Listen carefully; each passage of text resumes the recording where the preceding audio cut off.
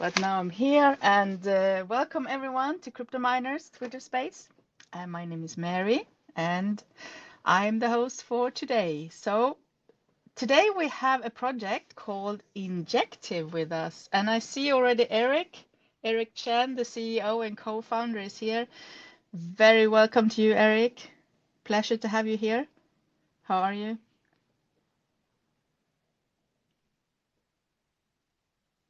We can't hear you, Eric. You have to unmute yourself.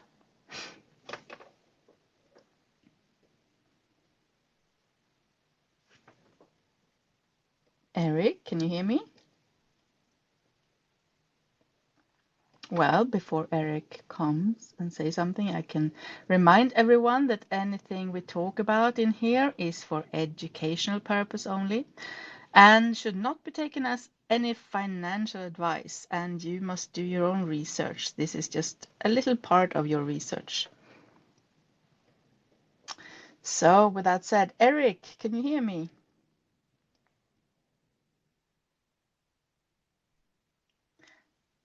But the other people, you can hear me, right? Yeah, Eric has some issue with the connecting, and he's coming back. Oh yeah, he left now. See, good. So we'll wait for him. So there he is. He's back. Hey guys, so sorry. It seems like there's a bug with it. Hey, Eric. It works now. You could hear me, right? But you couldn't talk. Yeah, I can hear you crystal clear now. Great. I had some issues too. It's never happened before, the same issues. But yeah, never mind. Maybe Twitter is having some issues. Testing and prod. Yeah, we will hope that everything is in order now so we can start. And very welcome, Eric, to Crypto Miners. Happy to have you. Likewise. Great. So we are very interested now to know more about the Injective and also about you. You are the co-founder and the CEO of this project or this company. So who are you, Eric? When did you start with crypto? And tell us your story a little bit, how you happened to be where you are today. Yeah. So hey guys, this is Eric, co-founder and CEO of Injective Labs. So Injective Lab is a core contributor and developer of some of the core modules of Injective, the decentralized ecosystem and blockchain. And we also built Helix app, which is one of the coolest decentralized derivatives exchange platforms out there. And started Injective Labs back in I think around 2018, around roughly late 2018 or so, and kind of joined this space for a time before, I would say around 2017-ish, and just been chugging along. Great. So you were one of the co-founders. Tell us how it all started then. Yeah, so I think Injective Labs really started because we were looking for a fully decentralized, fully on-chain orderable infrastructure, and trying to build that off of the existing DeFi ecosystem, even though it wasn't really called a DeFi ecosystem back then. We were just trying to create a solution and a base layer infrastructure so that there exists such primitive within the space.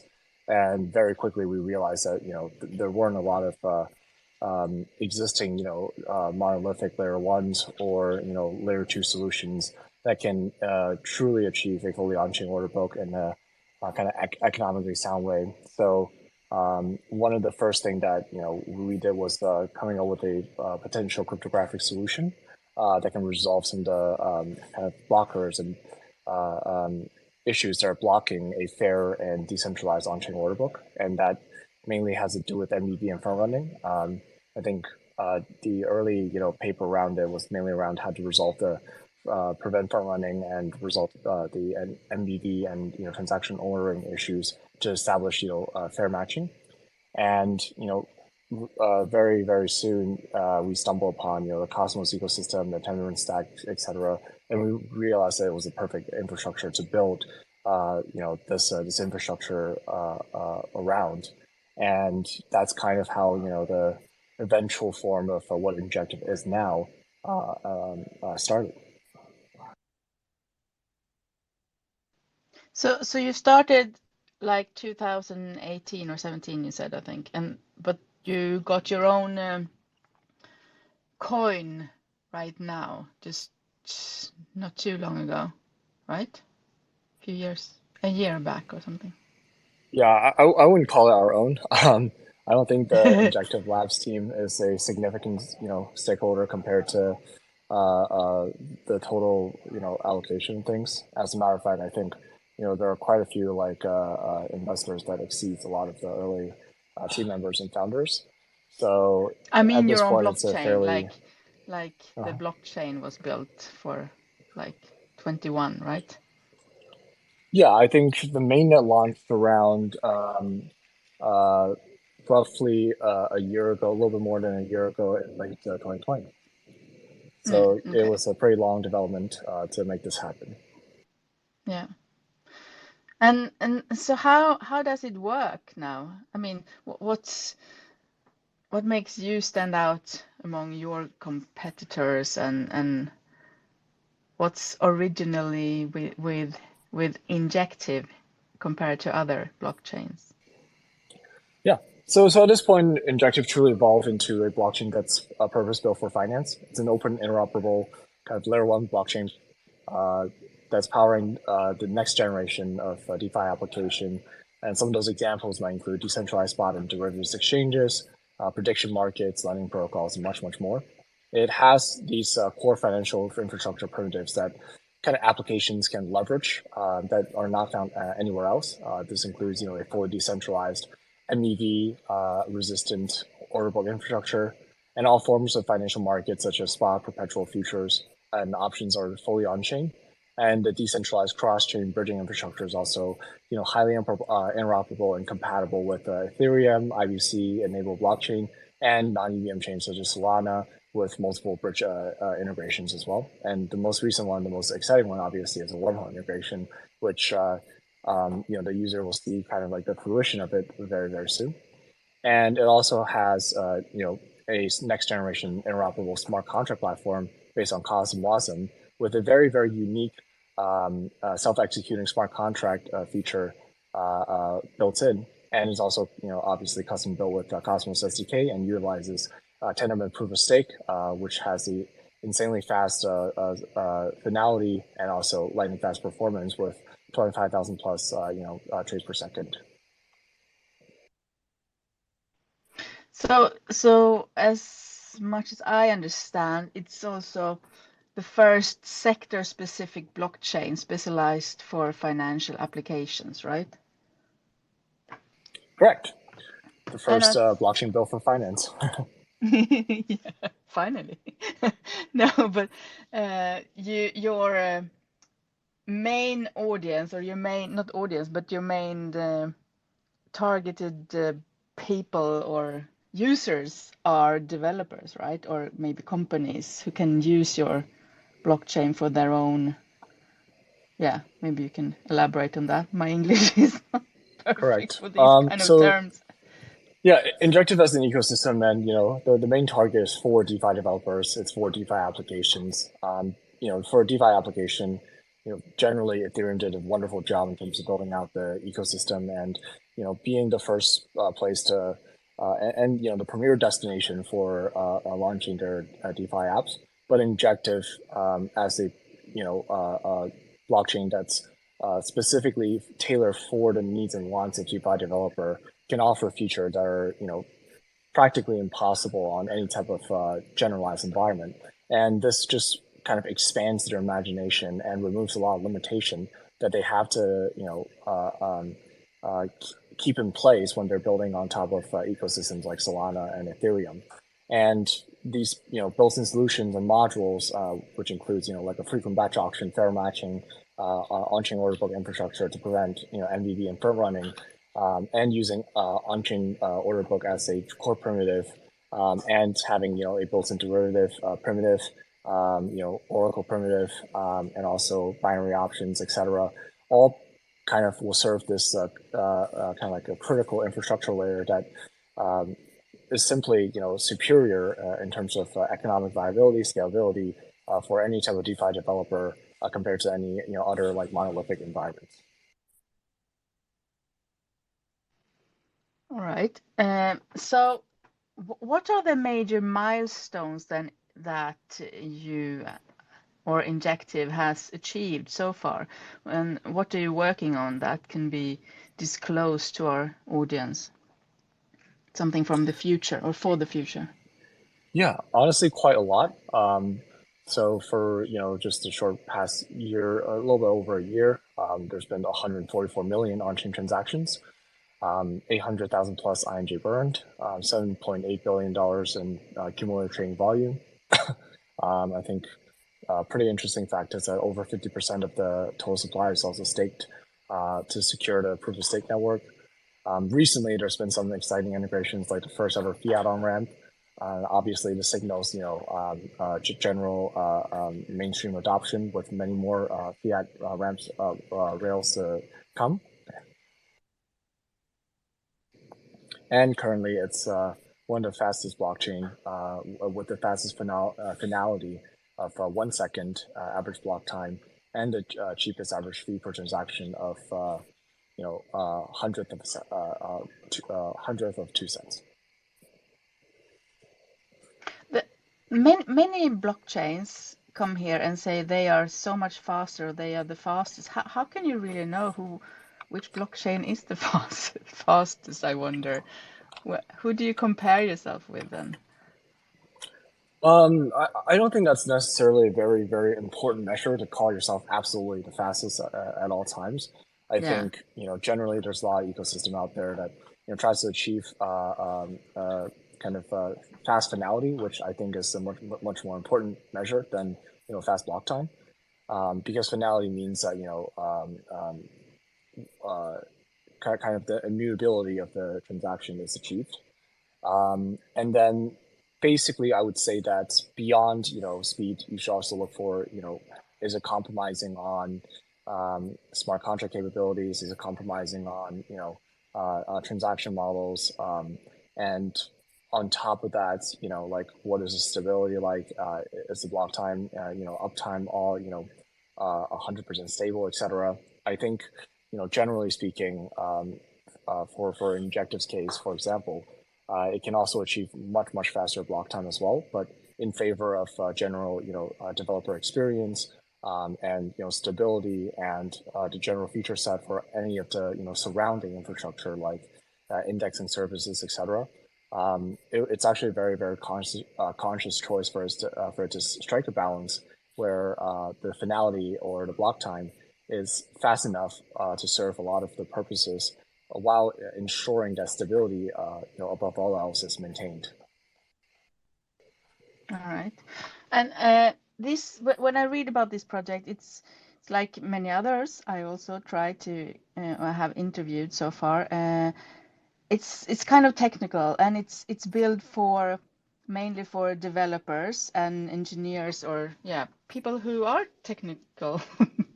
Not that I am, but I'm very curious, and I always try to understand how it works and what's in it for me. If I'm investing, what can it do for me? Of course, we have the growth, the hopeful the growth with the time that it will be more valuable for me to be a holder. But what is, if I buy the token or the coin today, what can I expect? I can stake it somehow, right? Or yeah, I'd say like above all else, the ecosystem is not just about like the token itself and kind of as a user, as an investor, it's that shouldn't really be the place to start off. I think one of the most wonderful part about the Injective ecosystem is really about the applications are currently building on top of. If you're exploring Injective for the first time, start off as a user. Check out Helix, check out Ethereum, check out Frontrunner, check out Core G Exchange, Wavely, etc.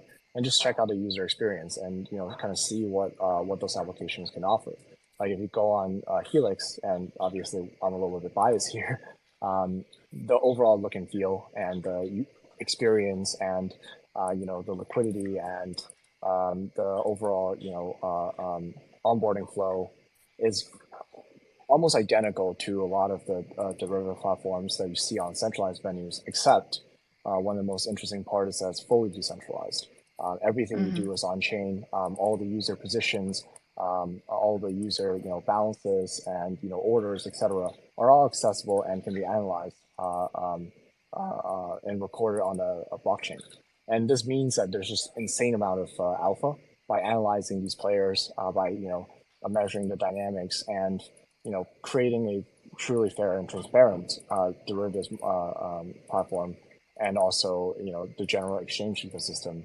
And obviously DeFi has enjoyed a lot by being this transparent kind of infrastructure, and seeing all the different addresses, their activities, and their strategies. And I think this is going to take it to the new level when what you see on centralized exchanges and all those orders constantly updating and all those trades constantly settling, except this time on top of Injective, you get to see who are these people, what strategies are they running. And I think that's truly like the marvelous part about these applications building on top of Injective.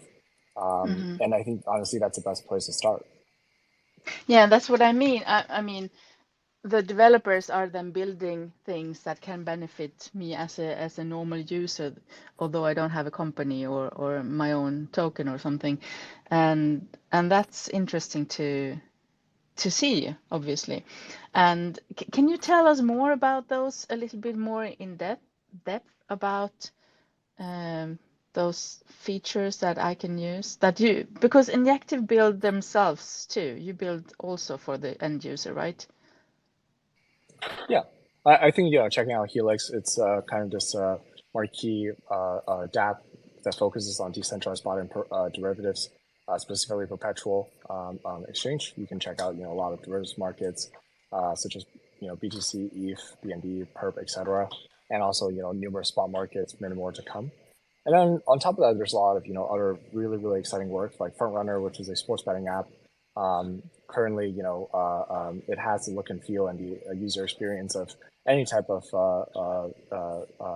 kind of like betting platform you see out there. But with one very interesting fact is everything that they do is fully on chain, and they abstract away the hassle and pain of managing address through Google of key integration, etc.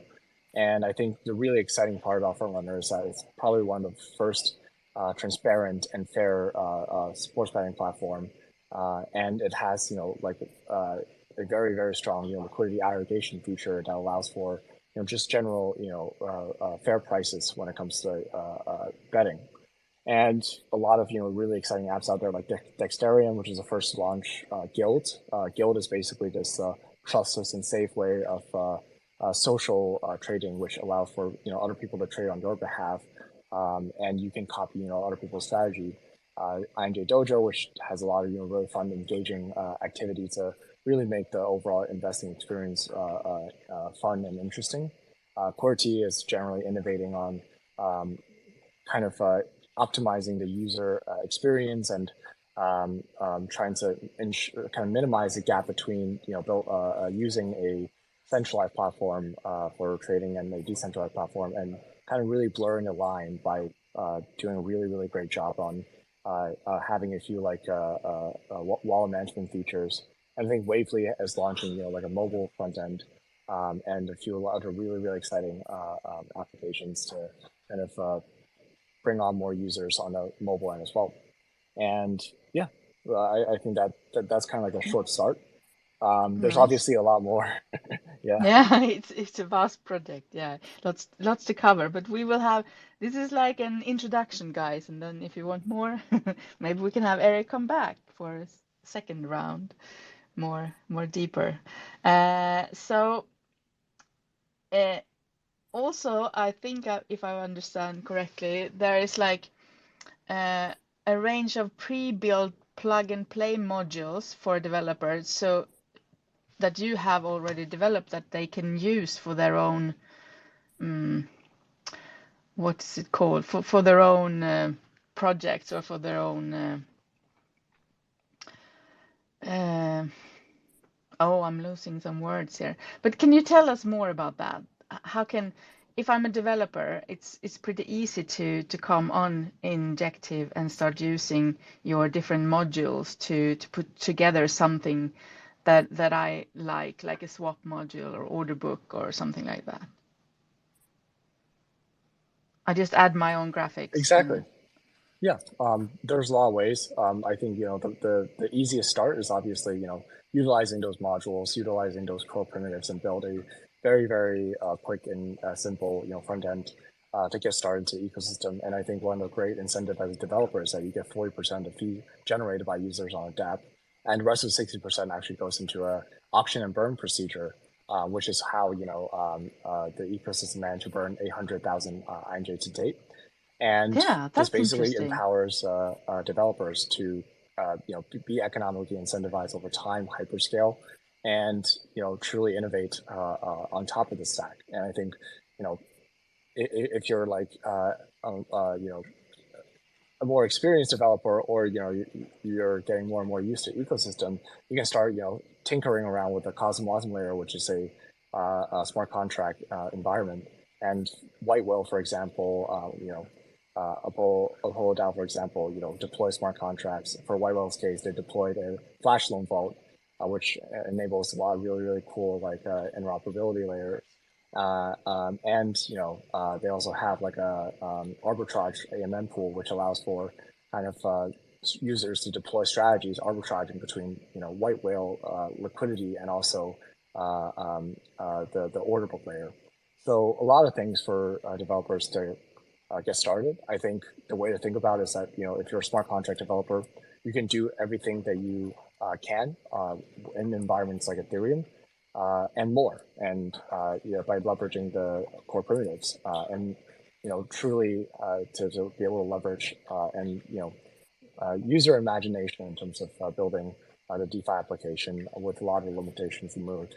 And if you're generally like a Web2 type of developer, you can build a really cool exchange app with liquidity sharing, with bootstrap liquidity, and drive user that way and be rewarded for it.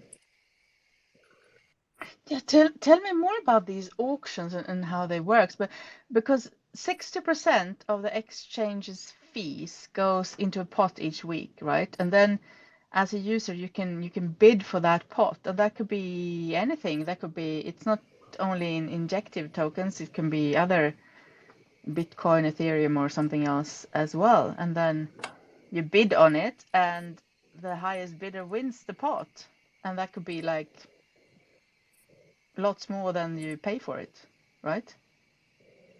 Yeah. Basically, the way it works is that every week it undergoes weekly auction and burn, and those who wishes to get the pool of trading fees, which generally is collected in stable coins like USDT, USDC, sometimes WEEF, etc. And the value of that is pretty deterministic, and it's pretty easy to define. And user can bid using the INJ, or market makers can arbitrage between the the value of the pool and a bit of self by acquiring from open market. And it undergoes like this type of auction every week, and the proceed from the winning bid, which is the which is the amount of INJ, will be burnt right away. And over time, I think there's been roughly 5 million, yeah, 4 to 5 million burnt to date, and you can check it out on hub.injective.network/auction. And this basically allows anyone to participate and kind of see the action. That's great.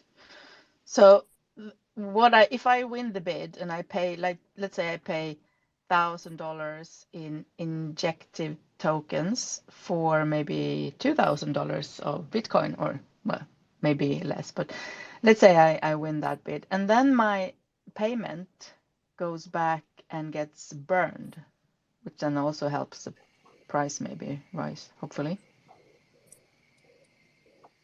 Yeah, I think this is generally like a kind of like a mechanism to ensure that there's true value coming from the ecosystem, not necessarily from a price perspective.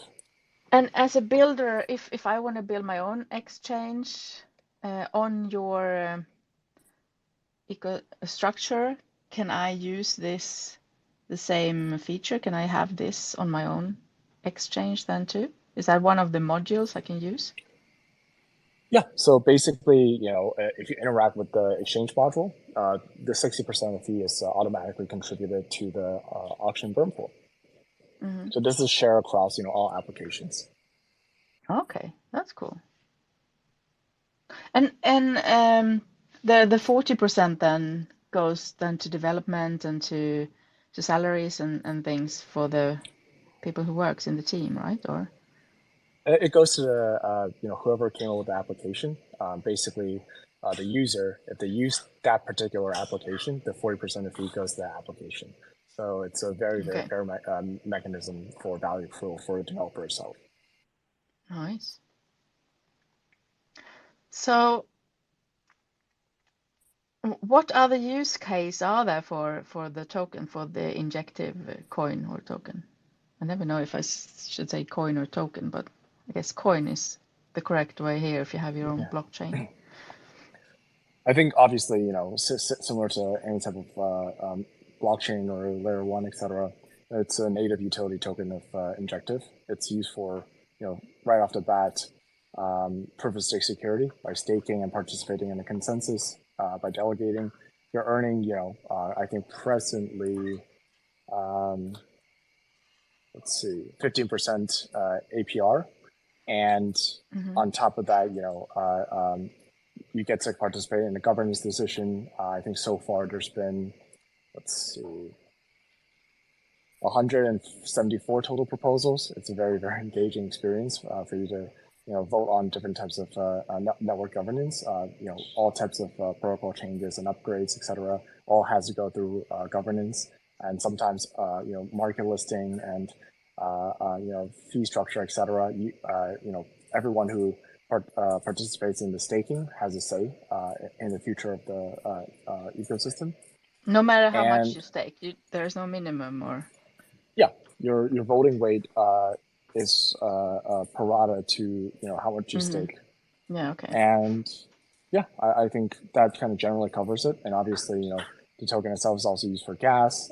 It's also used for various other like general like economic use cases like collateral, etc. Since you are also a token or a project for finance, as we said in the start, do you have any plans of using the token for like paying normal stuff, using as a payment method for the average user, or? I think I'm sure there's already different types of initiatives by developers within the ecosystem to pursue that direction.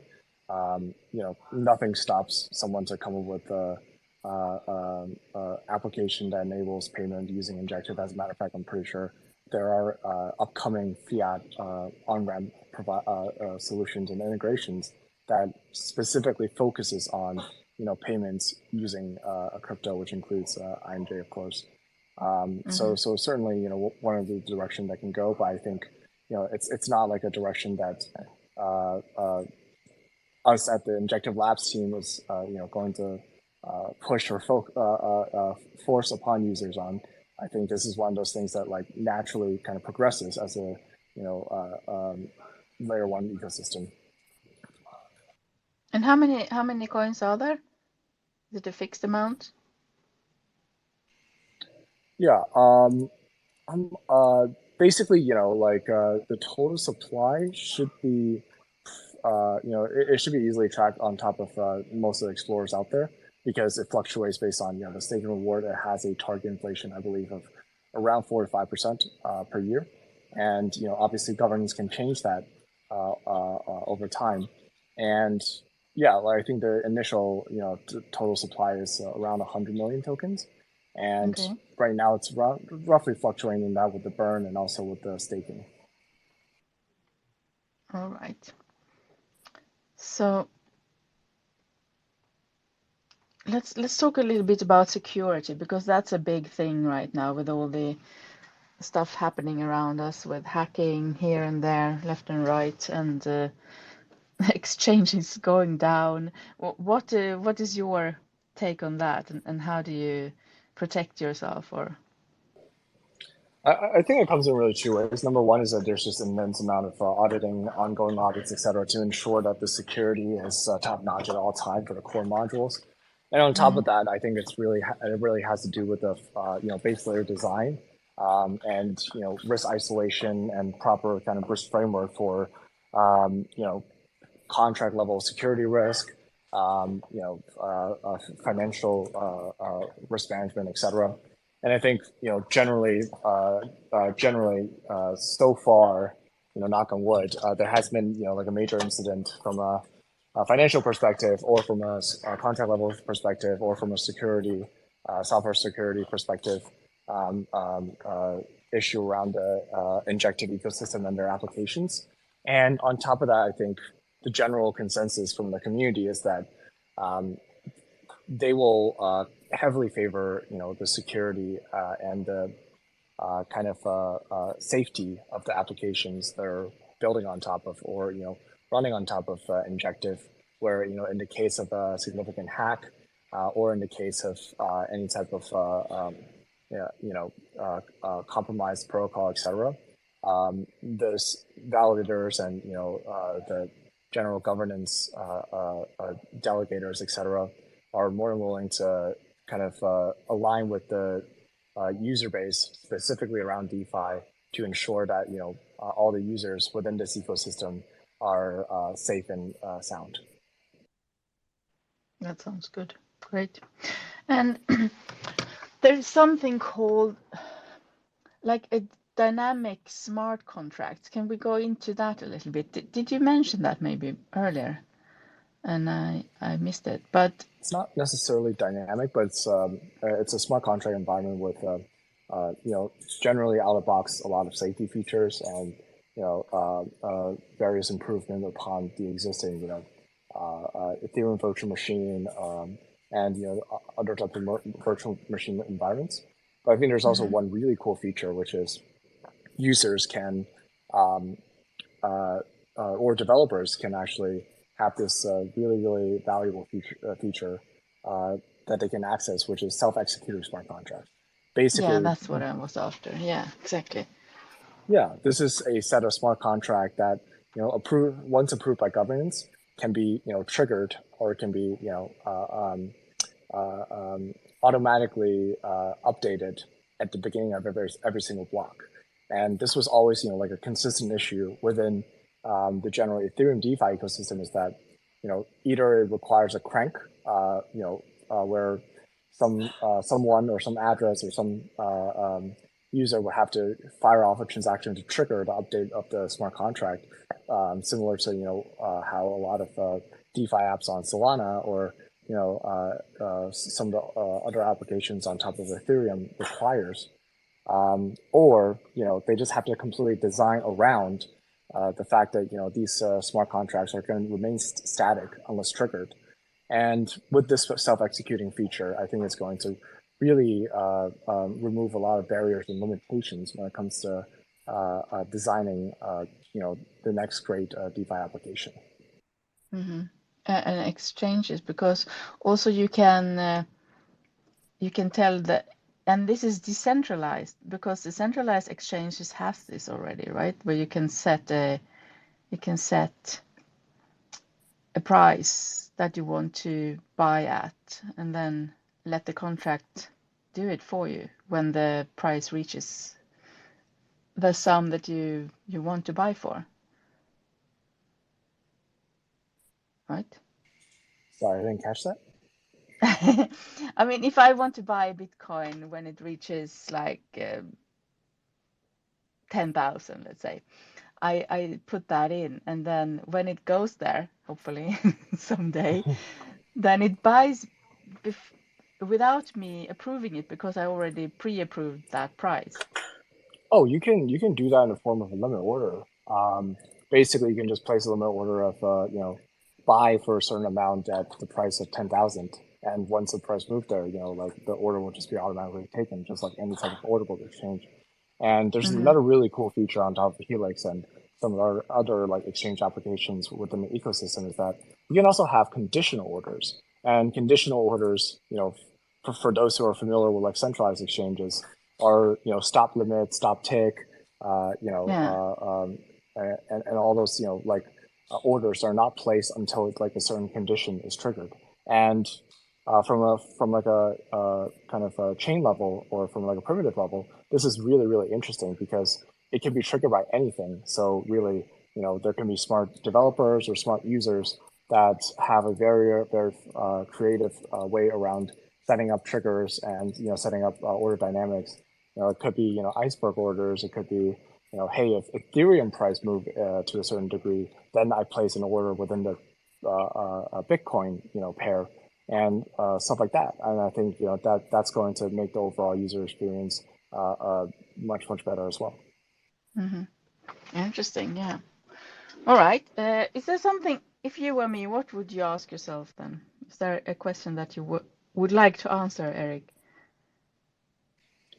Yeah, I think generally like things to expect or like things to look forward to. What did you say? Sorry. Things to expect and things to look forward to. Oh yeah, that's a good one. The future, more about the future of Injective. Yeah, I think currently before the year ended last year, Wormhole officially integrated with Injective to bring EVM and Solana assets and other different types of layer 1 assets on top of Injective. And for this month, you're going to see really the adoption of Wormhole and different types of integrations really taking off. That's something to be really, really excited about. And then on top of that, I think Hub is getting a facelift for V2, which Hub is basically this place where user is the first stop shop for a lot of users looking to explore Injective with application, staking, governance, auction, inference funds, etc. And then there's also really exciting different types of features going on within the ecosystem, like Firmrunner, who just announced a massive, I think 5 million or something seed round, and they're going to have a lot more exciting upcoming features as well. And general, chain upgrades and different types of significant kind of chain level updates and different types of new features. All looking forward to, especially for institutional adoption, especially for enhanced developer onboarding, etc. And I think there's going to be multiple very, very cool kind of product launches, such as Project X, which is this exciting new primitive for on-chain market making and on-chain strategy that's going to launch this month, this quarter as well. Just overall, a lot of things, and I'm basically just constrained by what I can talk about here. Oh, can't you reveal some secrets for us, Eric? Can we be the first to know some things? No? I think I've revealed enough. There's also quite a few kind of like upcoming deployments and projects migration announcements that I'm really, really looking forward to. But unfortunately, I have to respect their schedule on coming out. All right. So the hub is quite interesting because I just entered the hub now and checked it out. And if you go in there, you can it's an overview over most things, and you even have your own wallet. And the bridge and the staking and the governance is in there, and also the auction. And then you not necessarily. For the wallet part, it's actually really interesting because it's not necessarily our wallet. It's basically this interface because you can connect with any type of Cosmos wallet. You can also connect with any type of Ethereum wallet to be able to use the ecosystem. So one really interesting feature about applications on top of Injective is that they're not married to Injective as its infrastructure, like most of the other monolithic L1s do. As a matter of fact, if you use Helix app, you might very quickly realize that you probably don't see, like the Injective stack is not, smack dab right in front of your face. You're connecting with the Ethereum wallet, or you're connecting with the Cosmos wallet. You're depositing through, various bridge solutions, and you're trading those assets just like, a centralized exchange. But the reality is that it's just the UX and the overall, experience and onboarding flow is just so optimized for Helix's case that users don't necessarily realize that they're utilizing Injective as its infrastructure. And another really cool feature is that they probably don't even need to touch the Injective token, as well as trading itself as gas-free on top of Helix. And Helix basically pays for the user on the user's behalf using the native token. And maybe this is a stupid question, but how do I find Helix on here? Because I don't really see it. You can look under featured dApps. Featured dApps? And it'll be the first one. All right, great. So I think we might have some questions also from the audience. It is very interesting to learn about Injective. I honestly haven't heard about Injective before I heard about it. It's weird, but it's, yeah. And it was recently I heard about it. That's what I mean. And I think it's very interesting. And now I see maybe we have some questions from the Twitter.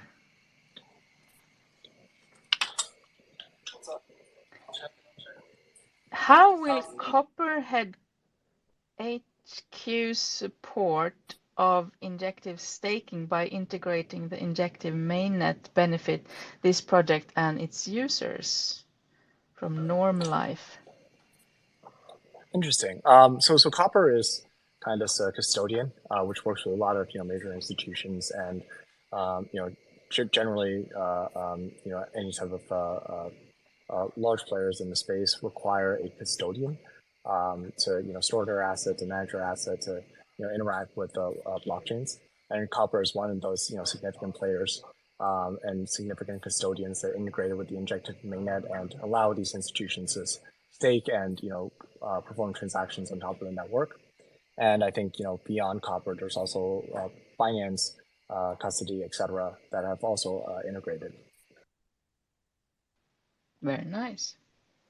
All right, let's see. Here comes another one. I read that Injective is incubated by Binance and is backed by Pantera Capital. But we need to think about not only the short-term needs, but also to pursue a long-term strategy and develop solutions accordingly. What new solutions by Injective for the year of 2023? Yeah, I think it's kind of what I mentioned, things to look forward to. I think we have mentioned that also. Yeah. Let's see if I get something more here. No. Let's have someone from the audience up and ask. Are you ready for that, Eric? Some live questions. Yeah. Okay, I see we have. I'm going to unmute Matt and Crypto Dad. One at a time, though. Whoever comes first. Let's see. It's connecting still.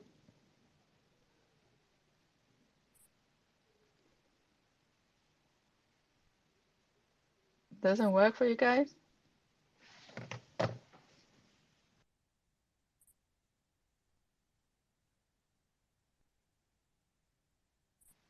Well, it didn't work for me either in the beginning, so maybe you have to... Oh, Matt is here now.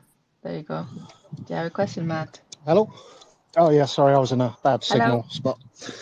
I just wanted to ask, I think I saw when I was looking into this that there's mention of helping institutions using Injective to sort of comply with financial regulations and different compliance access using permissioned gateways. I just wondered if you could kind of touch a little bit more on what that meant and how that works. Yeah, I think the general transparent nature of having everything on chain and having all the activities recorded and trackable with all the historical trades and records, being immutable and being always there is certainly very, very important for any type of compliance needs. And I think regulators over time just need to wrap their head around it and understand the marriage and the synergy between general DeFi stack or DeFi infrastructure and compliance. And for Injective's case currently, I think one of the bigger institutions most might have heard of is Jump Crypto, being a significant player as a market maker and as like a trader on top of dApps based on Injective, and that kind of signals like a general kind of institutional focus and effort on expanding it. And there's currently more and more to come and announce. So stay tuned. Okay, so I suppose that with everything on chain, is that something that could be used for like the sort of proof of reserves on CEXs and that sort of thing, or? I think naturally it's for anything DeFi related, proof of reserve is not needed because everything is on chain. So this means that you don't need a proof of reserve. You just need to query the contract state, the module state, etc., and all the activities are already happening. It's always going to be solvent. I guess at least for the derivatives apps and exchange apps on top of Injective, and perhaps down the road, and there has been existing ideas around it as well, is for centralized players to tap into liquidity on top of Injective, to be able to settle on top of Injective, and create transparency without sacrificing their existing business model or their existing need for speed, etc. No, thanks. That sounds great. That's definitely the way to go, is working around existing models. So yeah, brilliant. Just that. Thank you, Matt, for that. Crypto Dad, are you here? Hello, can you hear me? Yes, we hear you. All right. Thank you very much, Mary, for this opportunity. My question to Eric, I want to know, like, based on last year recent bear market and a lot of things that went in the crypto space, which actually put fear in a lot of crypto users. So I want to really know, how did this affected Injective, or has it affected the business? And also, how do you tend to overcome some of those challenges in respect to last year events or last year crisis in the crypto space? I'm sorry, I'm having trouble hearing you. All right, can you hear me? Yes. All right. I said my question is that from last year there was a lot of crisis in the crypto space, the bear market, FTS crash, BlockFi crash, and a lot of things happening. So I want to know, in respect to Injective as a project, like, how do you manage this situation so far prior to this 2023 we are in terms of managing the business? That means, instead of engaging Web2 users into the project as a Web3 project, like, how are you managing it as a team? I think failure of centralized and custodial platforms, and the general CeFi is highly pivotal, and a significant turning point for DeFi or any type of developers building a DeFi, and any type of infrastructural solutions and blockchain solutions like Injective, creating and servicing DeFi developers. It's one of the, unfortunately, many times in history of crypto, or this entire blockchain space, where users understand the value of transparency, users understand the value of self-custody, and user understands the value and importance of decentralization. And obviously, Injective as an ecosystem has grown significantly with a lot of new believers as a result of these failures. Unfortunately, it obviously hurts to see it happening for the broader space, and happening in this way. But I think generally speaking, the growth recently has been unprecedented, to say the least, and we're just glad the general believers and community members that believes in Injective ecosystem and aligns our vision and built and Injective are largely unaffected by the recent fallout. Thank you, Crypto Daddy. I had to mute you mute you again because there was so much noise coming from your end. I unmuted also Fortune. Okay, And can you hear after me? Fortune, we have a hot pizza up. Okay, can you hear me? Yes, we can hear you. Go ahead with your Okay, question. my question is, you know that team determines the suitability of your project. So I want to know, can you tell us about your team in respect to with respect to Web3? Sorry, I'm having trouble hearing that. What is your question Great specifically? question. I heard he wants to know more about the team, and I agree. I wanted to ask that too, actually. So because I've heard lots of good people are working with you, Eric, that has been on other big companies before that. Yeah. I think this is actually a question that I haven't gotten asked in a while, just because Injective Labs team right now is 40 plus people strong, and they're all extremely talented and came from a wealth of experience within their own discipline and their own area of expertise. I think generally we just look for the smartest people and the most experienced people out there. I think there's people coming from some traditional financial institutions like Amazon, Two Sigma, Tower Research, etc. There's also people coming from crypto native institutions or firms like Crypto.com, Kraken, etc. And generally like academic heavy hitters coming from most of the top colleges you can think of.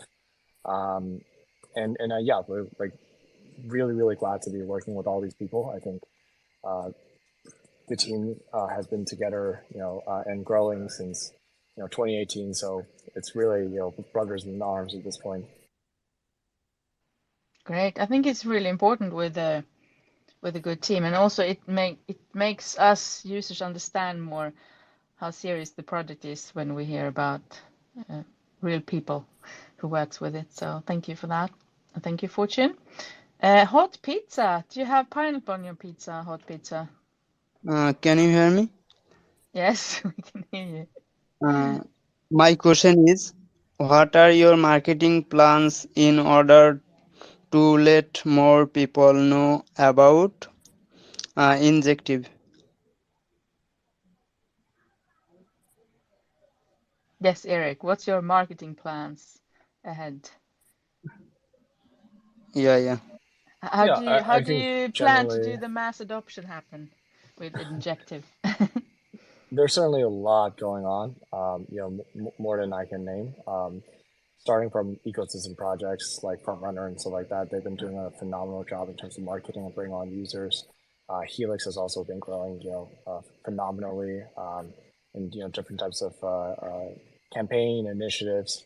I think one of the cool ones is that every time you use applications like Helix, like INJ Dojo and Dexterium, etc., you get to earn tokens, and this initiative called Trade and Earn has been wildly successful for the general adoption, and on top of that a lot of campaign efforts in terms of working with different types of providers and integrations and different types of marketing channels. I think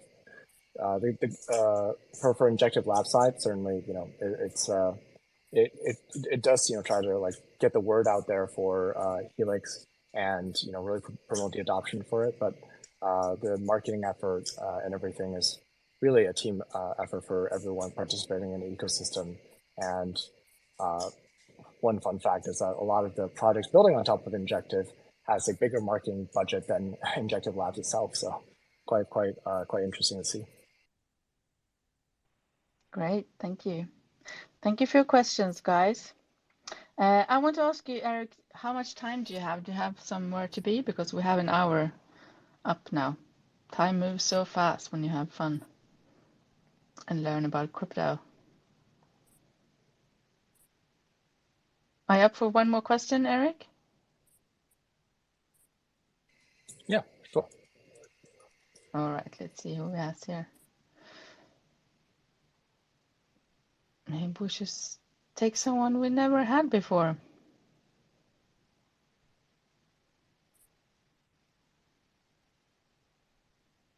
Let's see, Daniel. Do you have a question, Daniel? Hello, sir. Can you hear me? Yes. So my question is, uh, marketing is very important for rapid development of the project and reaching the seed goals. How do you integrate marketing people into your project? So how you can individually benefit from it? This is my question. Thank you, Daniel. We just had that question. Maybe we should take another one. Anyone who has a new question that we didn't answer already? Let's see.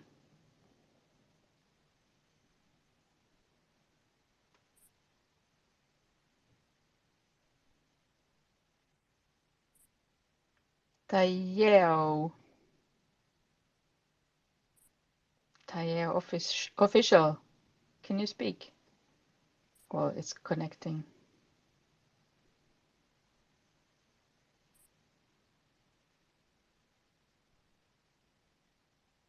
Hear me? Hello, Tayeo. Yes, we can hear you. What is your question? Okay, how do you intend to start this year with your marketing plans? Are you also asking about marketing? All right. Well, do we have some other questions that not has to do with marketing, please?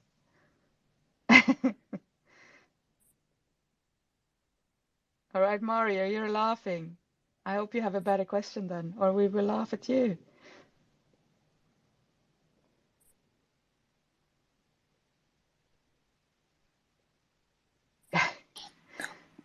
This is the last chance Hello. now, guys. Hi, do you have a better question, Mario? Yeah, I have. Good day, everyone, and thanks for bringing me up. I just want to ask, most of the questions that I actually have with me have already been answered, but I'm just kind of curious.